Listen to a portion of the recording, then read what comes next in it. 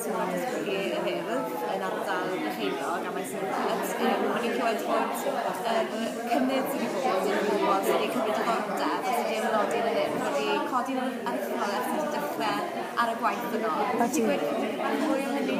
Yes, mae popeth wedi cynyddu pob elfen o gwaith ni yn yr ardal, yn enwedig chwaraeon. Oedd 368 blwyddyn diwetha a mae dros 1063 y blwyddyn yma. A Eisteddfod Sir hefyd, oedd pawb methu credu faint oedd yn cymryd rhan flwyddyn yma i gymaru gyda bob blwyddyn arall. O'n i wedi dechrau'n gynharach na bob blwyddyn arall a gorffen lot yn hwyrach na chi eriod wedi o'r blaen.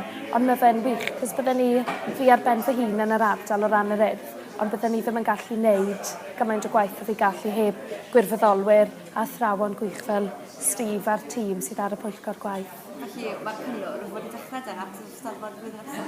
O bendant, ie. Cyn i fi ddechrau yn y swydd blwyddyn yn ôl i wythnos yma o'n i'n dechrau. A ers hwnna oedd pethau wedi dechrau yn barod cyn i fi dechrau yn y swydd, ond mae fe jyst bob wythnos mae rhywbeth newydd, mae digwyddiadau yn digwydd trwy'r amser. Fi'n meddwl dydd Sul yma, mae 3 digwyddiad mlaen yn yr ardal gyda pwyllgorau a peil lleol.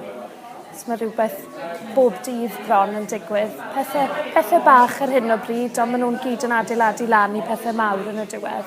A Steve yn beth chi cadeirydd y pwyllgor gwaith ar gyfer yr Eisteddfod blwyddyn nesaf. So mae'r siampni yn mynd i ddyn hyn? Da iawn. Wedi ysynu faint sydd wedi cael ei wneud, really, yn barod. O ran testunau, wrth gwrs, pwyllgorau, a wedyn mae codi arian wedi dechrau. Ond mis Medi nawr mae gyda ni digwyddiadau. Mae yna un sioe côr enfawr ar Royal Welsh ar sioe.